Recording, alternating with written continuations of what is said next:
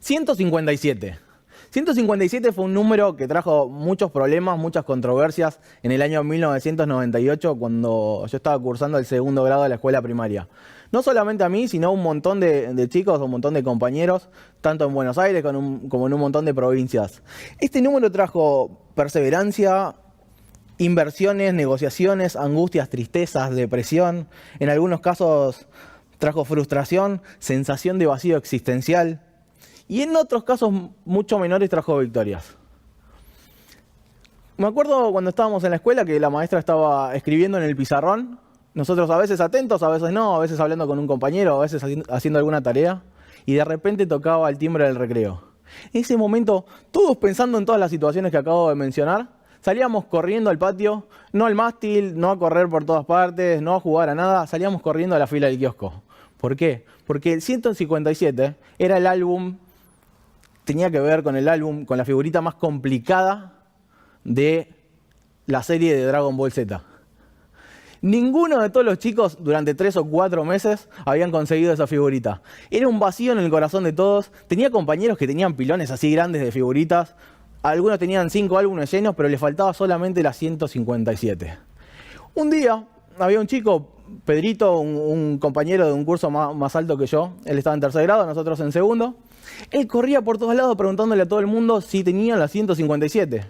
Y la respuesta en general era no. Hasta que en un momento escuchamos una especie de voz mesiánica que empezó a correr entre todos los chicos. Había uno que tenía un piloncito así de figuritas y el desgraciado tenía 6 157. Pedrito se enteró de esto y empezó a gritar en el medio del patio, ¡la 157, la 157! Y gritaba por todas partes.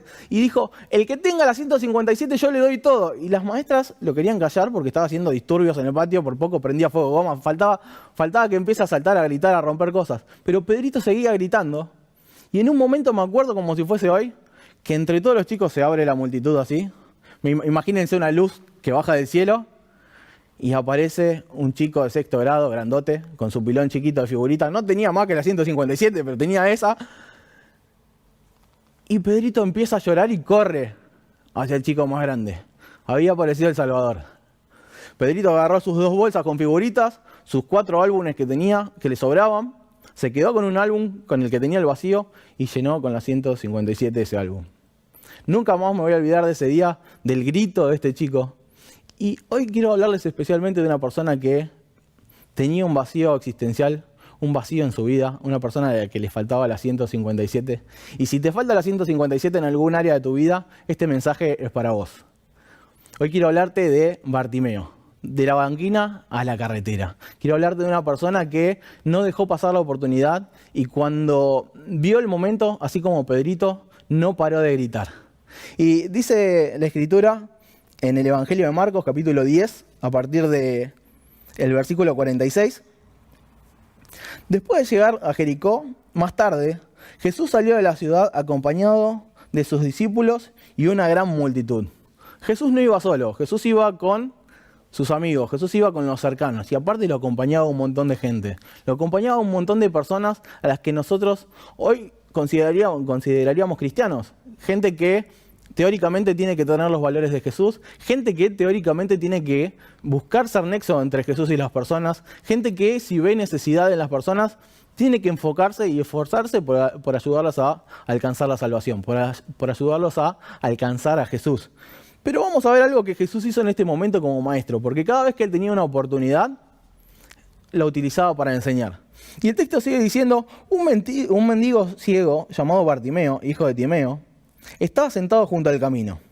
Al oír que el que venía era Jesús de Nazaret, se puso a gritar, Jesús, hijo de David, ten misericordia de mí.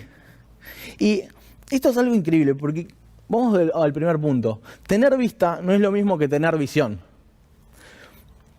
Este mendigo es cierto. Imagínense la situación. Estaba en un costado del camino, él no participaba de la caminata, él no podía hacer nada, él solamente vivía de las limosnas, estaba muy mal visto por la gente que sí podía ver. Él dependía de la caridad de las personas. Él no podía ver, pero sí tenía oídos y tenía voz. Y cuando él escuchó que Jesús pasaba por ahí, no dejó pasar la oportunidad. Una persona con vista solamente sobrevive, pero una persona con visión, una persona que visiona la presencia de Dios, una persona que anhela la presencia de Dios, usa cada oportunidad de su vida para acercarse al Maestro, cada oportunidad de su vida para cambiar la realidad que vive en la realidad de Dios. Y Bartimeo siguió gritando, y él gritaba: Hijo de David, ten compasión de mí. Y la gente que estaba alrededor lo callaba. Ahora, cuando hay visión, también hay oposición. Dice que muchos lo reprendían. Ahora, lo curioso es que las personas que tenían que acercar al ciego a Jesús, las personas que caminaban con el Maestro, fueron los que sirvieron, en vez de ser un puente, sirvieron de una especie de antidios, ¿sí? En vez de ser un nexo con el Señor, se convirtieron en una pared. En vez de ser evangelizadores, tuvieron una especie de repelente espiritual. Cualquier persona en el lugar de Bartimeo hubiese dado media vuelta, se hubiese callado la boca y hubiese creído que no tenía oportunidad. Pero cuando hay visión, hay oposición. Bartimeo tenía una visión. Y el Evangelio necesita puentes, no necesita murallas. La gente tiene demasiados problemas en su casa, demasiados problemas en su vida, como también para tener que lidiar con nosotros. Nosotros tenemos que abrazar a las personas, nosotros tenemos que amar a las personas, no tenemos que distanciar a las personas. Hay un texto en Romanos, capítulo 2, versículo 24, en la versión NTV, dice: No es extraño que las Escrituras digan, los gentiles blasfeman el nombre de Dios por causa de ustedes.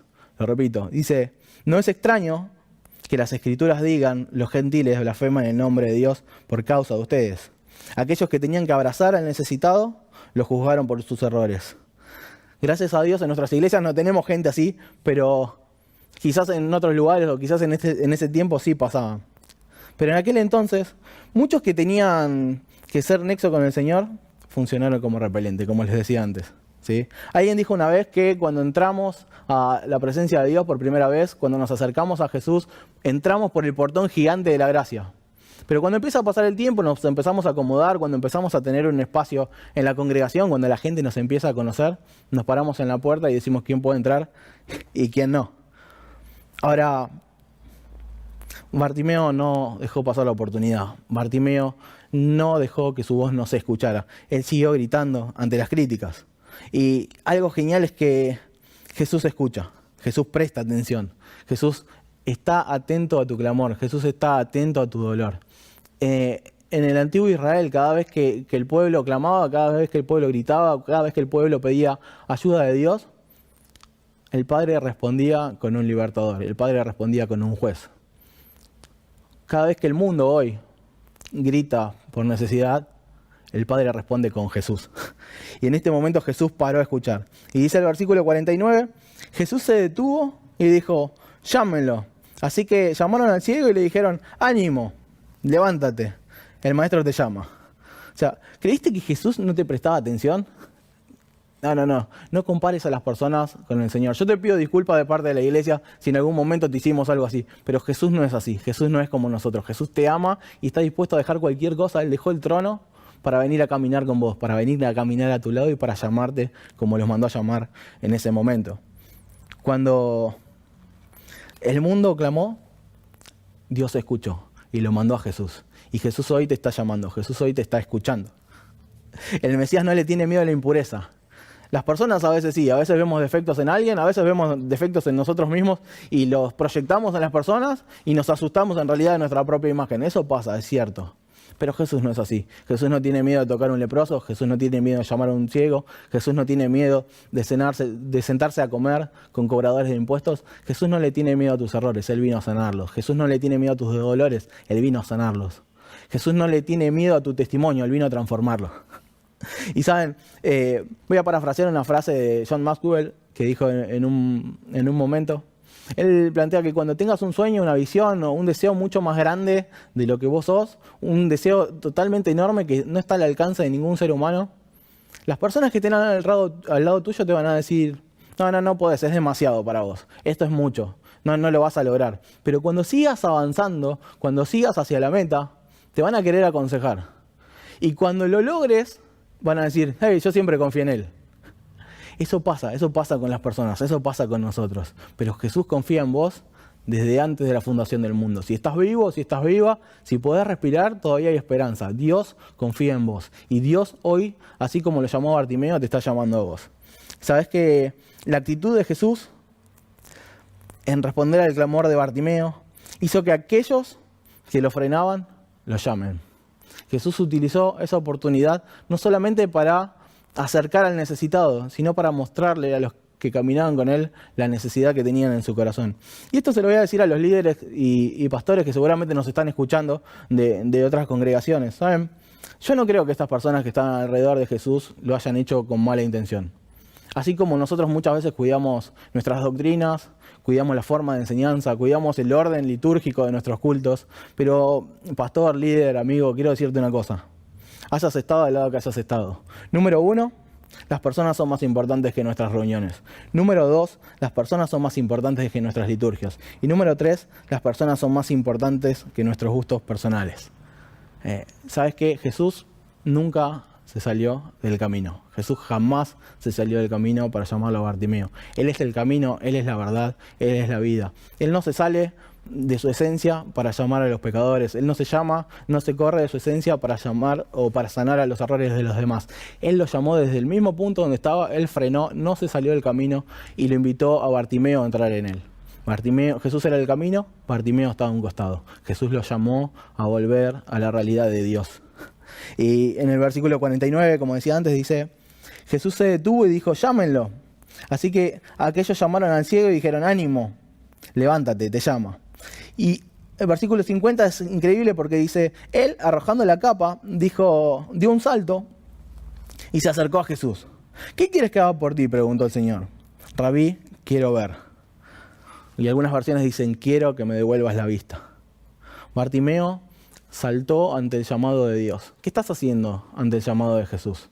¿Qué haces? Muchas veces tenemos esa costumbre de orar o gritar o pedirle cosas a Dios y no esperar la respuesta. Jesús te está escuchando, Jesús te va a responder. ¿Qué vas a hacer cuando Él te llame? ¿Qué vas a hacer cuando Él te responda? Quizás el momento de la respuesta de Dios sea hoy. ¿Cómo vas a reaccionar ante eso? Bartimeo dice que arrojó su capa, pero en ningún momento dice que la volvió a buscar.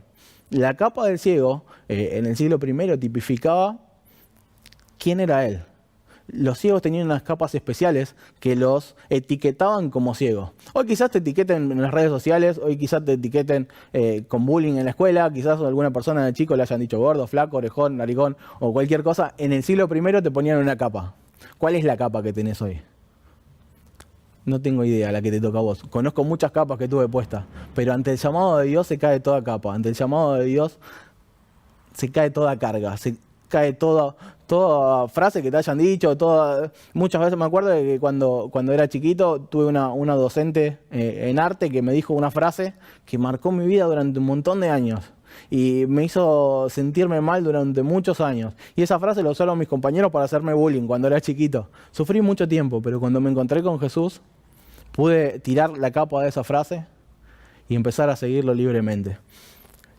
Bartimeo dejó el pasado atrás. Y hay un texto que dice Pablo en Filipenses, capítulo 3, versículo 13 y 14. Dice: hermanos, no pienso yo mismo haberlo logrado ya. Más bien, una cosa hago, olvidando lo que queda atrás y esforzándome por alcanzar lo que está delante, sigo hacia la meta, para ganar el premio que Dios ofrece mediante el llamado celestial en Cristo Jesús. Bartimeo olvida el pasado, lo deja todo y se extiende hacia lo que está delante. Y acá viene una parte que es genial, el mano a mano con el Maestro, el cara a cara con Dios, el cara a cara con Jesús. Dice el versículo 51, ¿qué quieres que haga por ti?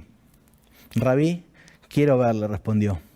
Y Jesús le dice: puedes irte, tu fe te ha salvado. Al momento recobró la vista y empezó a seguir a Jesús por el camino. Ahora, uno puede decir: qué pregunta tonta que hizo Jesús, ¿no? Porque ¿qué va a querer el ciego más que ver? Y ¿sabes qué no? Yo hace unos años me acuerdo que iba caminando por la capital y vi a un ciego al costado del camino justamente.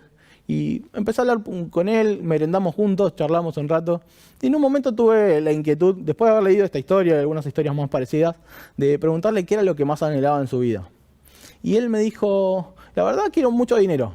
Quiero plata, quiero divertirme, quiero pasarla bien, quiero tener mi casa, quiero tener esto, quiero tener nosotros. Yo le dije: ¿no te gustaría ver?